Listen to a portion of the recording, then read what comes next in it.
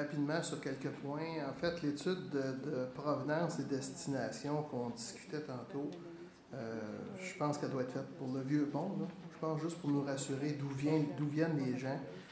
Même si on a étudié de tout bord, de tout côté sur 12 scénarios pour en arriver à un, il ne me semble pas qu'on ait analysé cet élément-là.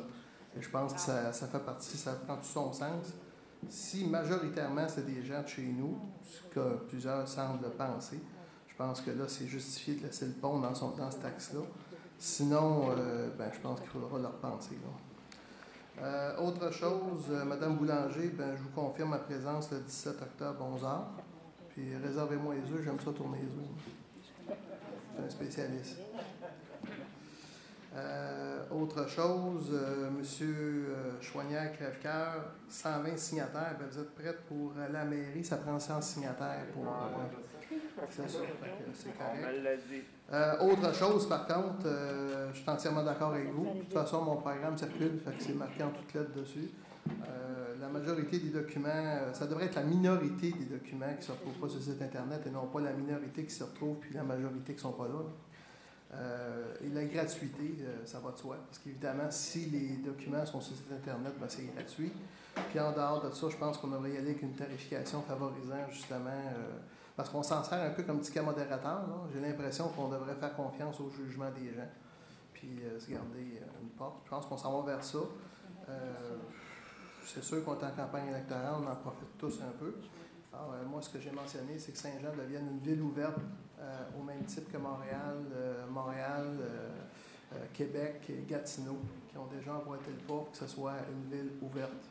Donc, il y a des critères à respecter et j'ai mentionné, moi, d'ailleurs, sur le programme, que c'est une adhésion que j'entends faire. Et évidemment, si les gens font confiance à l'équipe. Autre point, le stress de la traverse à niveau que M. Grenier a parlé. Là, effectivement, cette intersection-là me stresse depuis que je suis en âge de conduire.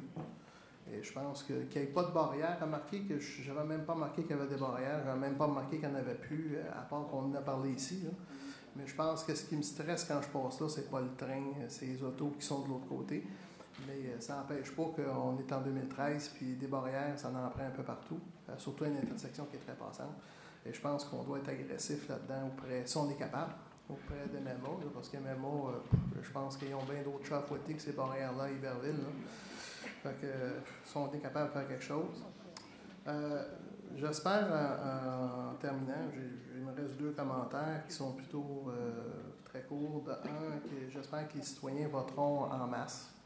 Je pense que les candidats se sont donné le mot pour être nombreux. Donc, vous avez du choix. Je ne peux pas dire que vous n'avez pas de choix cette année. Ce que je souhaite, c'est que ce choix-là se répercute sur le nombre d'électeurs qui vont aller voter. Puis jugez selon votre tête et votre cœur. Puis c'est le résultat, les gens le subiront pendant 4 ans. C'est tout simplement comme ça. Mais on ose espérer que les prochains conseils seront non seulement amèneront les citoyens à la ville, mais au contraire amèneront la ville chez les citoyens. Donc c'est un vœu que je fais. Je sais qu'il y en a d'autres qui l'ont souligné, qui le feraient. Puis en terminant, je remercie M. Dolbec parce qu'on soit pour ou contre M. Dolbec, c'est 34 ans quand même de loyaux services qui a été donné à la municipalité d'abord de Saint-Luc puis de Saint-Jean. C'est grâce à lui, j'en ai voulu longtemps, c'est grâce à lui que je suis élu municipal. C'est un peu grâce à lui aussi que j'ai cette passion-là qui s'est développée. Souvent, je l'ai vu comme plusieurs de mes anciens collègues et les nouveaux collègues. Des fois, on se demandait où est-ce qu'il s'en allait quand il part, puis finalement, il arrive à ses fins. C'est un habile politicien, ça, on en concédera. Donc, je lui remercie infiniment de m'avoir entraîné là-dedans. La preuve qu'il a réussi, c'est que je me présente à la mairie. Mais autre chose, on lui souhaite une agréable retraite, puis il a dit qu'il mettrait les pieds à l'hôtel de ville, mais j'ai des doutes là-dessus. Il doit chercher une résidence quelque part d'un organisme. Merci.